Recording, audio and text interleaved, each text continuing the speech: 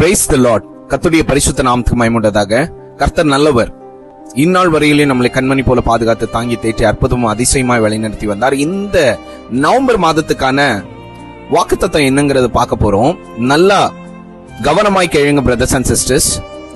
என்ன, இந்த குறிப்பிட்ட குடும்பம் நிந்திச்சுட்டே இருக்கு, இந்த குறிப்பிட்ட மனிதர்கள் என்ன ரொம்ப கஷ்டப்படுத்திட்டு இருக்கிறாங்க,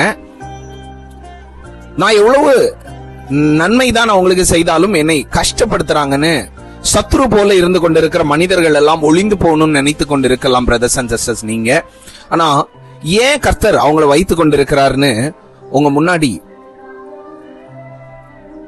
தேவனுடைய வாக்குத்தத்தத்தை காமிச்சு சொல்ல விரும்புகிறேன். இந்த வெளியிலையும் சங்கீதம் 23 அதிகாரம் 5வது வசனம், இதுதான் இந்த மாதத்துக்கான வாக்குத்தத்தம்.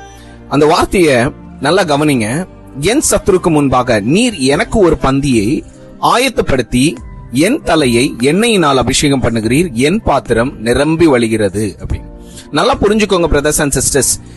எந்த ஒரு மனிதன், எந்த ஒரு குடும்பம், எந்த ஒரு குறிப்பிட்ட சமுதாயம் உங்களை ரொம்பவே கஷ்டப்படுத்தி கொண்டு இருக்குதோ அவர்கள் முன்பாகவே உங்களுக்காகவே ஒரு ஆசீர்வாதத்தின் பந்தியை கர்த்தர் ஆயத்தம் பண்ணி அவர்களுக்கு முன்பாக உங்களை எண்ணெயினால் அபிஷேகம் பண்ணி ஆசீர்வாதத்தினால் நிரப்பி உங்க பாத்திரம் என்ன ஆகும் தெரியுமா, நிரம்பி வழிந்து ஓடிட்டு இருக்கும். அப்ப என்ன ஆகும் தெரியுமா, உங்க சத்ரு உங்களை நிந்தித்துக் கொண்டிருந்த குடும்பம், உங்களை நிந்தித்துக் கொண்டிருந்த மனிதர்கள் அதை பார்க்கும்போது, என்னப்பா இவனை இவ்வளவு நிந்திச்சோம், இவன் நல்ல சந்தோஷமா இருக்கிறான், ஆசீர்வாதமா இருக்கிறான், எப்படி இது நடக்குதுன்னு சொல்லும் போது நீங்க சொல்லணும், இது என் இயேசுவால் ஆனது. இல்ல அவங்களே தெரிஞ்சுப்பாங்க இயேசுனால் ஆனதுன்னு. தெரிய வரும்போது என்ன ஆகும் தெரியுமா, அவர்கள் ரட்சிப்புக்குள்ள வர ஒரு வாய்ப்பு உண்டாகும். அவங்க கண்டிப்பா ரட்சிப்புக்குள்ள வருவாங்க. அவங்க இயேசுவை ஏற்றுக்கொள்வாங்க.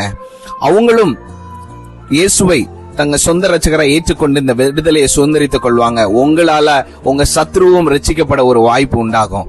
கர்த்தருடைய நாமம் மகிமைப்படட்டும். சோ எதை குறித்தும் கவலைப்படாதுங்க. இந்த மாதம் உங்க பாத்திரம் நிரம்பி வழிந்தோடுகிற ஆசீர்வாதமான மாதமா இருக்கும். நீங்க செய்ய வேண்டியது ஒண்ணுதான், நீங்க எதையும் உங்க சத்துருக்கு எதிராக மனுஷிகத்துல போராட்டத்தை போராடாதுங்க. கர்த்தருடைய சமூகத்துல விட்டுருங்க. கர்த்தருக்கு ஒபீடியன்டா இருங்க.